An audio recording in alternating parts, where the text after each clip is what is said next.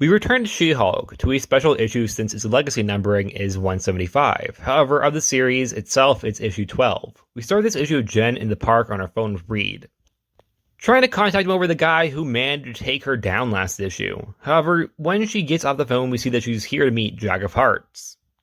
Jen complains over Mallory's new clients, as now she has a meeting with the frickin' Vulture of all people later that day. As when she tried to encourage her to have more superhero clients, she didn't intend that both superheroes and supervillains would become clients. We also learn that Jack apparently is starting to go to school again, yet has skipped that day, not feeling up to it. Jack explains that he feels weird being the oldest as well as being the only one with powers in his class. Jen tells Jack that she's there for him and supports whatever his choice is. We cut later on to Mallory's office where we see it's packed with heroes and villains. Spider-Woman, Puck, Vulture, Rhino, Rage, and Speed Demon. Andy the android seems to be playing the assistant by keeping everyone calm in the room. However, Mallory comes out to tell Jen that her client is right in her office. Although my question is, why is Spider-Woman just casually sitting around the Vulture and Rhino? I don't think that's how she would react to seeing them there. Mallory's new client is Chris Mason, a man who makes strong rope that apparently is stolen Hulkbuster weaponry, which is illegal, so Jen storms out despite the fact that Mallory is trying to convince her to represent him. From money to royalties to other offers. But Jen is having none of it because at the end of the day, Chris was very obviously guilty. Afterwards, Jen gets a call from Reed who complains about her being forced to getting involved, and that Reed himself was actually forced to call Jen from his wife, Sue. Reed explains that there's a team going up against the guy who took down Jen, but doesn't want Jen on the team, so she just accepts that, before calling the thing pretending to like she's on the team to ask where the fight was going down, who sends her a pin. That is a really smart plan. Jen later that night goes to this power plant where the man, again, strikes, which he does by just straight up jumping over the fence. He's here to steal some pink device thing. I don't know what it's called. They don't name it. We also see that this man likes to dance with Jen, as in fight, so here comes round 2 between the two of them. The man shares that his powers actually come from magic. Reed shows up at the very end to retrieve the thing the man stole, however he does get away, with us being promised that it will continue. We also hear that apparently Reed is upset that Jen came anyways, but she replies by saying that she's involved now. After all, he very clearly has a strange liking to her.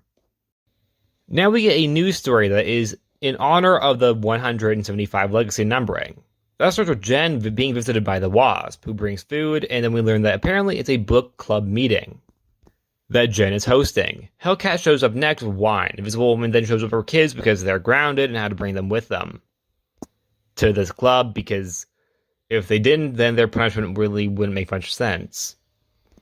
Misty Knight and Colin Wing show up, both still with their fighting gear, which is lucky considering what happens afterwards. Volcana also then shows up. However, while the female superiors think that she's actually here as a villain, Jen had actually invited her, because she is both attempting to be a better person, but also she is a bookworm. Jana also seems to be judging Volcana's diet for some reason. I don't know why, but I feel like that's a little out of character for Janet. Anyways, the book club argues over the book that they're reading, as well as spoilers. We also learn that apparently the only person who actually finished the book was Misty Knight. Everybody else got sidetracked. I mean, way to go, Misty. Afterwards, we get a moment between She-Hulk and the Wasp, where Janet gives Jen her apartment permanently. Then the doorbell goes off with Captain America out front saying that there's trouble and that they need Jen's help. But every superhero in the room, and even Volcana, all volunteer to help to get away from book club, because this isn't their thing. And the end. This issue, in my opinion, was very strong. And the last story was, in my opinion, very endearing to fans who read this series and any She-Hulk series beforehand. It's a cute one and done, and it brings in characters who have guest starred in multiple issues of She-Hulk before. Her best friend, Hellcat, who even if I dislike, I know a lot of people like her. Also, Invisible Woman, who she has a very strong friendship with, which I really like. The Wasp, who loaned Jen her apartment. Volcana, who they are starting a fight club with. Misty Knight and Colin Wing. I pronounced her name so weirdly there. I'm not entirely sure where the two of them come in from. I know that the two of them have likely crossed over with She-Hulk in the past. In fact, I'm pretty sure they have. However, I'm not entirely sure why the two of them were chosen out of all the female superheroes to be at this book club. As for the first story, in my opinion, it is a very strong showing of Jen's stubborn personality, that she isn't just going to sit by as this guy gets away. It does, however, kind of make Reed kind of a word I can't say.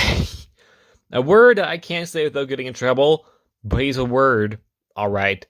And in my opinion, it does fit its character. However, I can see some people being upset that the character is being presented in that fashion. Also, I think Mallory selling out to the guy who makes really strong tape is a little out of character for her too. I don't think that she would stoop that low. I know she is sometimes very unprofessional, but I really don't think that she would go that low. However, the stuff with Jack and going back to school was really nice, and I'd like to see where that story leads. And of Andy now kind of being like this person who tries to talk down clients from straight up assaulting other people in the room. This comic has a pretty strong supporting cast, and I would like to see the supporting cast get more to do.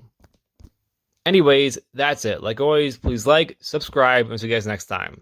Bye!